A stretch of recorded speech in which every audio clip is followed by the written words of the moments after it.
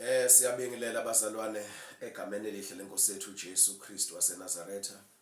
Siyajabula futhi bazalwane ukuthi siphinde futhi sibe ndawonye ukuzohlephula isinkwa, sithole nobufakazi, siqinisane ngezwi kaNkulunkulu kwi-Theocracy Networking Embassy. Siyambonga uNkulunkulu kakhulu osilekelelayo esikhathini lesi sokuhlanjululwa kwebandla ensukwini zokugcina. Simnikeza udumo kakhulu.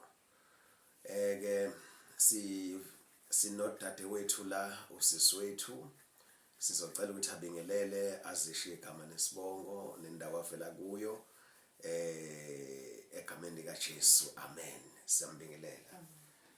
Ngiyabingelela kubabukeli bechannel yethu i-Theocracy Networking Embassy. Igama lami ngingufikile ngokwamakamo ngiqhamuka endaweni yaseMandeni. Yes. Amen. Amen. Siyabonga kakhulu sisi. Nathi siyajabula ukuba nawe kule channel. Sifisa ukwazi ke lokhu mhlawumbe oze ngakho ke inkosi ekubekele enhlizweni yakho ofisa uthi abalaleli bakuzwe egameni lika Jesu. Cela ukunikeza ithuba nje uqhubeke ngendlela yakho. Amen. Amen. Ngiyambonga kakhulu uNkulunkulu ukuthi anginikeze ithuba lokuthi nami ngizothula ukufakazi kule channel. So ngizoqala nje ngichaza ukuthi ngifike kanjani ke kuyona. Ngifike ngokuthi ngibone ubaba uSibiya. Ubaba uSibiya uyena lesihleli naye okuyena umnikazi wechannel le. Ngibone yena ku YouTube eshumayela ngokuhlanjululwa kwebandla nokudela konke. Hayi ngaba nesifiso ke nami ukuthi ngiyafisa ukuzwa kabanzi ngokuthi ibandla lihlanjululwa kanjani nokuthi abantu bahlanjululwa kanjani ezweni ngendlela achaza ngayo. So mina bengumuntu nje okhonzayo ngizosho njalo. Ngazalwa nje abazali bami bevele bekholwa nami futhi ngaba sekukholweni. Ngaze ngakhula nje ngaba mdala ngisekukholweni.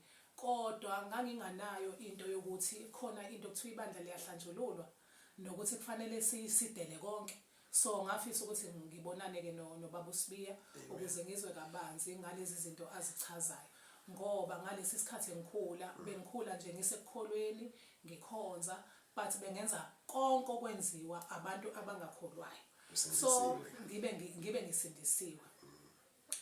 Into ebingihlupha kakhulu eyenza ukuthi mangabe ubaba uSibiya ekhuluma ngalezi indaba zokudela konke nokuhlanjululwa kwebandla, into eyangenza ukuthi ngisheshe ngilalele ngizwe leyo nto. Nganginayo nje into eyayingilokho ingihlupha ingiphusha ukuthi ongathi ngingarepenta ngingazi ukuthi ngirepenta kanjani ngoba ngiyakhonza ngizalwe ngikhonzwa ngakhula khona ebandleni.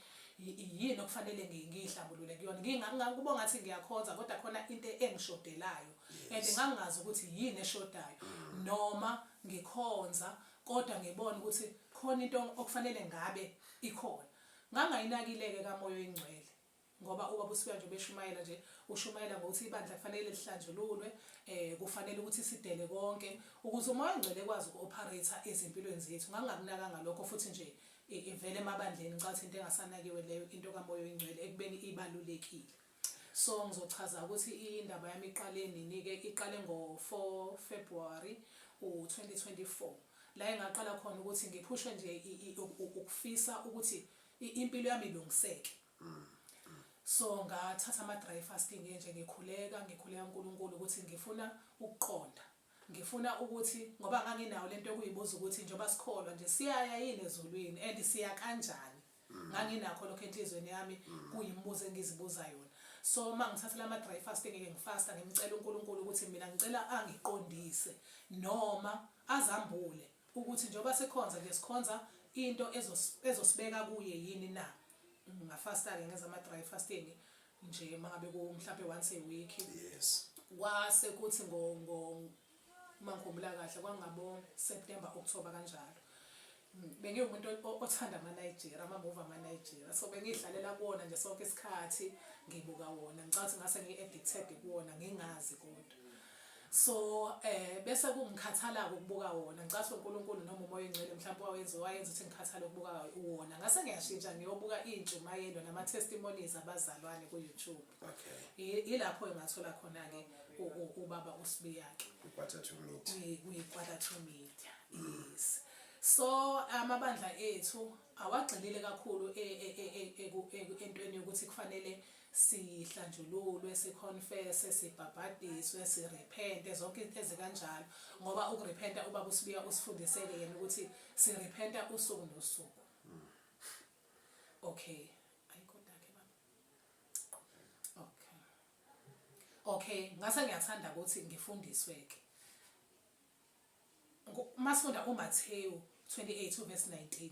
Sifundisa lapho ukuthi uJesu Kristu wathi kubafundi bakhe, hambani nenze izizwe zonke abafundi bami, nibabhabhadise egameni kaJesu Kristu, bese nibafundisa konke enginiyale ngakho. So ngase ngithanda-ke nami ukuthi ngizwe ukuthi kuphi lokho uJesu Kristu kanti osiyale ngakho esingafundiswa khona like emabandleni ethu. Ngiyaxolisa ukuthi ngilokhu ngifaka amabandla, vele ngikhuluma ngenkolo vele la, so kufanele vele ngiwafaka amabandla ethu phakathi.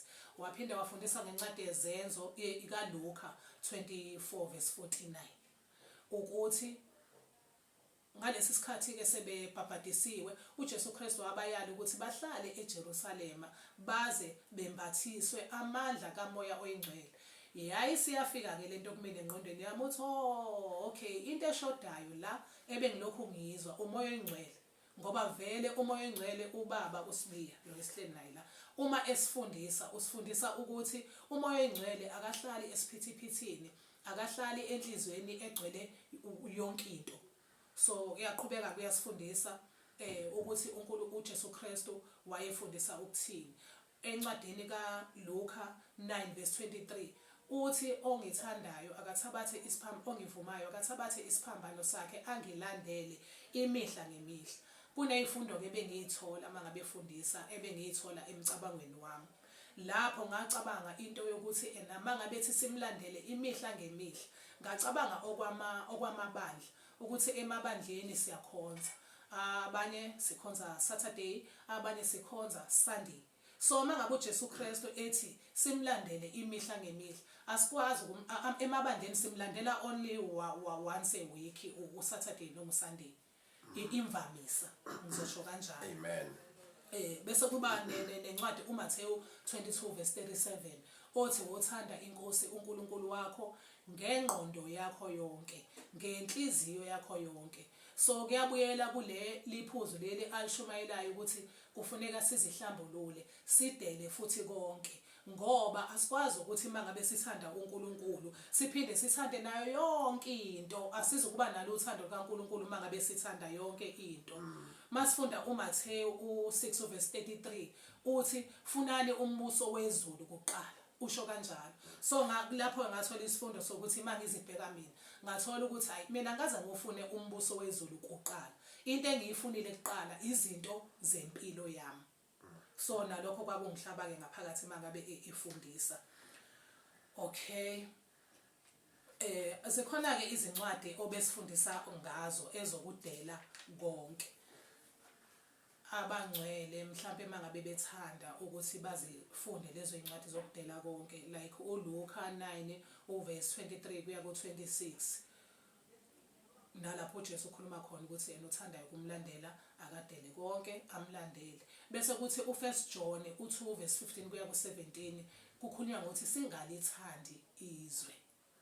Hayi-ke lapho kuyavala mayithi singalithandi izwe, ngoba uyazibuza uyaziphendula ukuthi yini ukudela konke. Mangabe kuthiwa angidelile konke, yini le ngisuke ngiyenzile esho ukuthi angidelile konke. Leyo ncwadi iyachaza ukuthi singalithandi izwe nezinto zalo. Why-ke umbuzo wami uthi why-ke kufanele sizidele? Uma sizidela siyeka ukuthanda izwe nezinto zalo, lokho kuzosenza sibe ngcwele.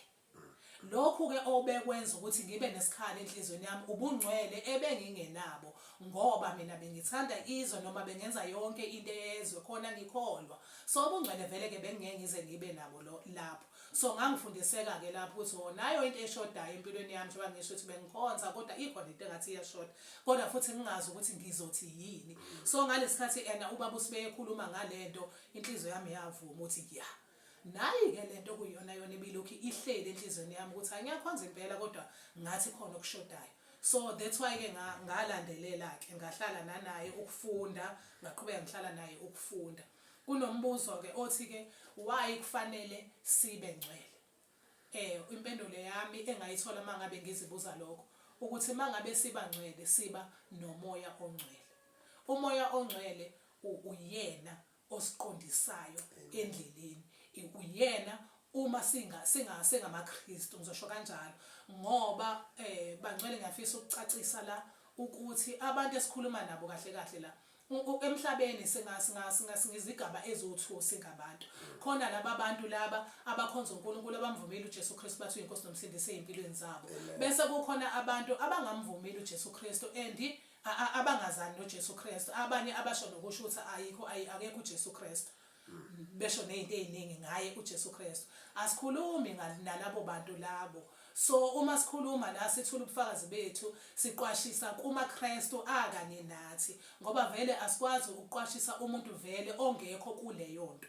So abantu esikhuluma nabo abantu abakhonzayo abakholwayo uJesu Kristu ukuthi uyinkosi nomsindisi ezimpilweni zabo. So siyadingaka ukuthi uma simlandela uJesu Kristu sikholwa sibe nawo umoya oyingcwele. Isizathu sokuthi kufanele sibe nomoya oyingcwele, umoya oyingcwele iwona osixhumanisa noNkulunkulu. Umoya oyingcwele iwona ozosithatha la uyena la. Yes. Uyena umoya oyingcwele ozosisusa la even ngisho bethiwa uJesu Kristu useyasilanda la emhlabeni. Umoya oyingcwele uyena ozosixhumanisa noJesu Kristu. Ngaphandle kwakhe umoya oyingcwele asikwazi ukuxhumana nenkosi yethu uJesu Kristu. So ngicabanga ukuthi kusilele kakhulu lokho emabandleni noma kumaKristu.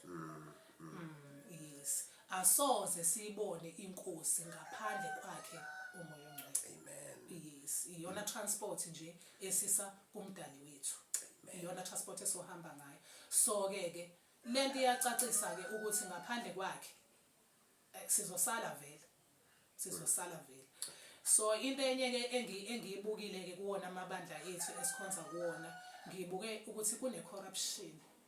USathane wenza amabandla kaJesu Kristu noma amabandla kaNkulunkulu abe corrupt. Indlela owenza ngayo kwa corrupta wakha icage yakhe la emhlabeni ukuvalela wonke umuntu okhona emhlabeni. Futhi uphinda asebenzise naye athathe ezwini lokho kusho uNkulunkulu uthi mangabe simkhonza asibe ibandla sibe mqondo omunye. USathane ke wakwenza ukuthi sibe mqondo omunye naye. Wakwenza ngokuthi eveze izikole. Esikoleni masifunda imfundo le yasezweni sonke siba mqondo omunye wokuthi la sizofunda sifundela ukuphasa, sifundela ukuthi masiqeda isikole sifune imisebenzi, sifundela ukuthi masesithola imisebenzi bese sithola imali, sonke simqondo omunye. So uyalisebenzisa noSathane izwe kakhulu leli uNkulunkulu akufanele ngabe thina ulisebenza kuthina naye uyalisebenzisa. Mangabe sesisemsebenzini nalapho futhi sisuke siqhubeka semqondo omunye sonke wemali. So uSathane wakha leyo cage leyo ukuthi abantu emhlabeni wonke abafake nje kwilokhuzani kwindawo eyi1 umqondo. Sicabanga into eyodwa sonke, sicabanga ukusebenza, sicabanga ukuba nemali. Uphinde uSathane ke uthola ukuthi usibamba ngokuthi uyasinika imisebenzi. uNkulunkulu uyasibusisa ngasibusisa ngakho. uSathane mangabe sifakile emsebenzini yakhe yezwe usuke enzela ukuthi singabi naso isikhathi sokucabanga ngoNkulunkulu. Ngaso sonke isikhathi even ukhona mawusemsebenzini ucabanga umsebenzi. Awukwazi ukudlinza ngezwi likaNkulunkulu. Khona incwadi la ethi khona azidlinze ngezwi likaNkulunkulu imini nobusuku. So yes, so uma thina sisebenza sikwamlungu siyakwazi ukucabanga ngoNkulunkulu imini nobusuku. Kucaca ukuthi thina asiyenzi into efuna uNkulunkulu kuthina ukuthi sidlinze ngezwi lakhe imini ngobusuku nanobusuku. Ngoba even ulele ebusuku njoba sisebenza sebesebenza imisebenzi yezwe. Uthulele ubucabanga ukuthi kumbe kusasa ngiyavuka ngemsebenzini. Kombe emsebenzini ukuthi angikwenza ngigcine ngingakwenzanga kufanele ngiyokwenza. Ingqondo yethu i-corrupted kahle kahle. uSathane usiprogramile ukuthi sicabanga into eyi1 kuphela. Sicabanga umcebo, sicabanga imali, sicabanga ukuthi kufanele ngibe nani njoba ngisebenza nabangasebenzi babambile ngoba nabo abakwazi ukudlinza ngezwi kaNkulunkulu imini nobusuku besacabanga ukuthi kufanele ngivuke ngiyofuna umsebenzi. So uSathane ke usibambe kanjalo ke. Bese ke futhi waphinde wasibamba ngokuthi kunombuso lwamaRoma owavele wacorrupta izwe nawo even ikhalenda. Ikhalenda njengoba sithi sikhonza ngo-Saturday Sunday, ikhalenda elenziwe amaRoma lelo. So lezi insuku vele esekhalendeni zingebe izinsuku ezifuna uNkulunkulu ukuthi sikhonze ngazo. Ngoba akusena phela uNkulunkulu olenzile leli khalenda. Umbuso wamaRoma wawenza amakhalenda washintsha izinsuku wenza yonke into. Waphinde wazosicorrupta umbuso wamaRoma kuona leli khalenda lelo walenza. Wenza amaholidi, wenza izinsuku lapho kwenziwa khona ama-celebrations. Akuwona ama-celebrations akho adumisa uNkulunkulu. Ama-celebrations akuleli khalenda leli. So thina abantu sonke ngoba ngishilo ukuthi yena sizigaba ezimbili emhlabeni, abakhonza uNkulunkulu abangamkhonzi ehlobohlobo. Thina kwangafanele ke thina sikhonza uNkulunkulu ukuthi silandele leli khalenda kuma celebration, Christmas, New Year, zonke izinto si-celebrate kanye nabantu abangakholwayo. So into wrong engiyitholayo ke mangabe ubaba uSibiya sifundisa izo zonke lezo zinto ukuthi thina sazingcolisa ngalokho. So kufanele ukuthi ibandla lihlanjulule nje uNkulunkulu efisa ukuthi ibandla lakhe lihlanjulule libuyisele kuyena. So ukuthi siyeke ukulandela abezizwe ngoba lezi zinto zaleli khalenda into zabezizwe akuzona into zabantwana bakaNkulunkulu. Asiyeke ukubalandela uma sifuna ukubuyela kuNkulunkulu singamaKristu. Uma sifuna ukuhlanjululwa singamaKristu, asikwazi ukuhlanjululwa sisakhona kulezi zinto engizibalayo ezingenziwanga uNkulunkulu ezingamdumisa uNkulunkulu. Even ufuna ukuzihlambulula, if uzihlambulula uzophinde uqhubeke nakho, kuzobe kusho ukuthini lokho? Kuzobe kusho ukuthi vele kusho ukuthi uzohlala uyihlambulula zonke izinsuku, uyahamba emsebenzini, uyabuya uyihlambulula, impilo yakho yonke kusho ukuthi uzophila kanjalo. Okuhle ukuthi siyeke ukulandela lezi zinto, sizihlambulule bese sikhetha indlela eyodwa. Kunencwadi lapha ekhuluma ngokuthi awukwazi ukukhonza amakhosi amabili, Matthew 6:24 noLuka 16:13. Awukwazi ukuseva amakhosi amabili. Awukwazi ukuseva uSathane uphinde useve uNkulunkulu ngoba uzokwenza more kwenye inkosi, kwenye inkosi wenze kancane. So for sure vele uma ulandela izinto zalelizwe isikhathi sikaNkulunkulu sizoba sincane. Okucaca ukuthi uSathane lapha empilweni yakho uzobe uyawina ngoba kusho ukuthi isikhathi sakho esiningi usinikeza yena kunokuthi usinikeze uNkulunkulu. God is a jealous God, usho kanjalo ezweni lakhe. Uthi uNkulunkulu onomona. So mawucabanga ke isikhathi sakho sonke u5 days per week noma 6 days per week wena usemsebenzini yakho yalelizwe, usemsebenzini kaSathane yalelizwe, bese kuthi ngoSaturday noma ngoSunday usiyaqala kubuyela kuNkulunkulu ke usiyokhonza uNkulunkulu, udumisa uNkulunkulu, usho haleluya no glory. Ucabanga ukuthi uNkulunkulu uright ngalokho? Uyakuthanda lokho uNkulunkulu ukuthi only 1 day per week esimkhumbula ngawo? Abanye bazosho bethi hayi naphakathi nezinsuku siyamkhonza uNkulunkulu, akafune ukuthi simhlanganise nenye into. Ngisho singakhonza phakathi nezinsuku ukuthi ubuye emsebenzini uthandaze ulale, ubuya kuphi? Ubuye emsebenzini ongesiyona eyakhe. Akakuthandi lokho, akakufuni lokho. Nanokuthi khona incwadi futhi laba seThessalonike bokuqala chapter 5 verse 17 noLuka 18:1 ukuthi simele ukukhuleka ngezikhathi zonke. So angikwazi ukukhuleka njengami bekade ngisebenza, mina bangcwele sengiyekile ukusebenza. Bekade ngisebenza. So bengisebenza e-officeini, ngisebenza ngecomputer. Lapha uma usebenza ngecomputer ufocusa ezintweni zakhona ezifunwa umqashi wakho. Indaba yokuthi kufanele ukukhuleke izikhathi zonke ngeke iziyenzeke. Bengeke ngize ngikwazi ukuyenza into yokukhuleka izikhathi zonke ngisephansi komlungu. Okay. Sengiya ngasekugcineni ke bangcwele, ngiyabonga kakhulu ithuba engilitholile. Khona enye into engikhohlwa encane, khona u10% okhokhwa emabandleni. Nalokho futhi siyakusebenza ukuthi sifuna ukukhokha u10% emabandleni, kanti siyadinga ukufundisa ukuthi nalo 10% kufanele ungabe emabandleni uyakhokhwa. So mina ke sengikufundisiwe lokho, sengiyakwazi indaba ka10% ukuthi sifanele nokuyikhokha noma asifanele. So ngizogcina lapho nje bangcwele mayelana no10% abafuna ukuchazeleka mhlawumbe sibengaxhumana nobaba uSibiya nabo abachazele ngoba mina sengichazelile. So sekukuthi ke nixhumanele nina naye inamba zechannel ku-channel zikhona anganichazela ke ngoba kungenzeka ukuthi bakhona abawukhokha u10% bengazi nokuthi ukhokhwa uma kunjani, ukhokhwa futhi umuntu onjani. so kwangimangaza kakhulu lokho bangcwele bami mina ngendlela bengikhothele ngayo ebandleni bengenza sure ukuthi yonke into ngiyenza ngendlela ebandleni even nakho khokho 10% bengenza sure ukuthi ngiyawukhokha 10% but ngimangalile engikutholile ilokho ke senokuchazela ubaba uSibiyake okugcina ke sengivala inkulumo yami bangcwele benginesiphiwo uNkulunkulu angiphathise sona isiphiwo bengingokhethiwe ngizosho kanjalo ezweni basidukisa ke bethi mangabe uNkulunkulu esiphe iphiwo asiphe zona ezokusebenza ezweni so ngibonile mase ngifika la ukuthi cha ngingokhethiwe uNkulunkulu isipha ngiphe sona esokuthi ngisebenzele yena ngisebenze embusweni wakhe but ukuba bengafikanga la kubaba uSibiya wangichazela ngezinto eziningi bengizoba isiphiwo sami bengizosebenza ngisisebenzise ezweni ngizosichaza abanye bazoyibuza ukuthi isiphiwo sani nginalesi siphiwo ukuthi uma ingane izalwa kuthiwa yazala yembethe so abanye bathi ke kufanele kube isangoma abanye bathi kufanele ube umprofeti basho izinto eziningi abathi urich so izinto ezikanjalo so kuba ngigcina mhlawumbe ngimthola ubaba uSibiya ngangogcina nami ngifuna ukuthi isiphiwo sami lesi ngisebenzele noma ngisisebenze kanti ngisebenza endaweni errong ngisebenza ezweni kunokuthi ngizosebenza embusweni kaNkuluNkulu so ngisaba iprocess ke bangcwele nami yokuhlanjululwa neyokulungisiswa njoba ngila kule ndawo sila isihlanjululwa khona nesilungisiswa khona isekhaya labafundi bakaJesu Kristu ubaba uSibiya owalakhayo walakhela ukuthi ulakhela abangcwele ukuthi abangcwele bonke abafisayo ukuhlanjululwa nabafisa ukuyibuyisela enkosini ngokupheleleyo ngoba mase sezweni asiphelele enkosini beze lapha ekhaya labafundi kuchazwe kwi-channel ukuthi ikhaya labafundi likephi ukuthi bekwazi ukuyibuyisela enkosini ngiyabonga kakhulu inkosi yomusa ibabusise bonke abangcwele ebebelalele amen siyabonga sisifikile egameni likaJesu balaleli siyabonga kakhulu ubufakazi bukadadewethu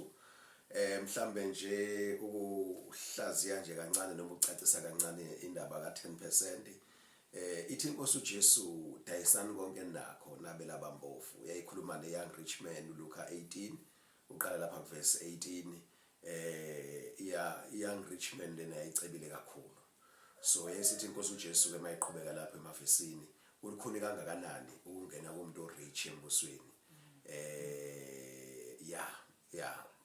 ulukhuni ungena kumuntu orich embusweni kaNkuluNkulu ngoba inhliziyo yakhe isuke inamathele lapho baze bathi abafundi bakaJesu pho ngasindiswa bani yathi inkosi uJesu akukho okungenzeke kuNkulunkulu siyabona ke incwadi yezenzo ke ngithi Zenzo chapter 4 mhlawumbe uqala ku verse 33 senkotliwe la kuthiwa khona abazalwane badayisa imhlaba badayisa izinto abanazo bathatha imali bayibeka enyaweni zabapostoli bafuna abazalwane abazoyidistributor njengokudinga komuntu nomuntu hayi ukuthi yabangiyaba abapostoli so bahlanganyele entweni zonke siyabathola iZenzo chapter 2 uqala lapha ku verse 42 sebenza manje isifundiso sikaJesu so uma ufunda nje iNew Testament uyathola ukuthi hayi indaba ka10% ayisa apply ebandleni kaJesu Kristu kodwa ku apply ukuthi unikele kwabampofu udayise konke nakho wabela abampofu ibandla mahlangene ndawonye liyahlukaniselana ngokwesidingo somzalwane nomzalwane so besihlula ke lapho bazalwane egameni likaJesu kulokho dadewethu akuvezayo mhlambe bese kuba ile futhi ephi udadewethu ayivezayo ngokwasezweni babuka ingane mayizalwa bese kuthiwa imphethe bese kuthiwa kusho ukuthi khona isiphiwe naso noma ke ungenakho lokho uma uzalwa kahle hle wonke umuntu uNkulunkulu umlethe ngenhloso emhlabeni khona isiphiwo sukunaso so ke siyacaciselwa ke ku1 Corinthians chapter 12 ungaqala nje ukufunda verse 1 wehle nayo ukuthi iphiwo zikamoya zithini nalapha ku Romans chapter 12 uqala verse 1 wehle futhi uzoyithola iphiwo kamoya ama Ephesians chapter 4 ungaqala nakhona futhi verse 1 wehle nayo nje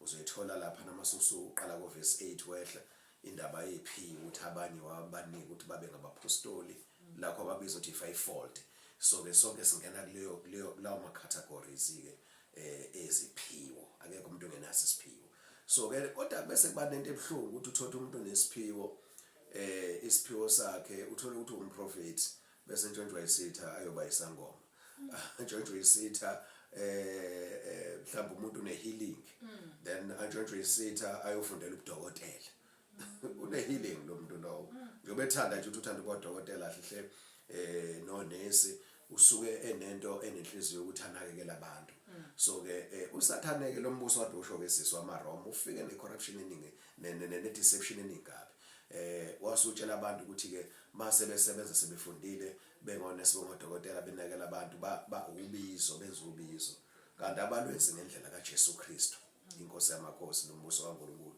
bayenza ngendlela kaSathane lokade ukuchaza-ke nami ngifakazela khona ukuthi ke uthola ukuthi ugcina ususebenzisa isiphiwo sakho ususebenzela uSathane ngaso kanti instead ufuna ukusebenzela uNkulunkulu. Siyabonga kakhulu ke sisi egameni likaJesu inkosi umusibusise leyo disturbance leyo siyacela mhlambe mawukhulekile usho inombolo zakho. Okay. Amen.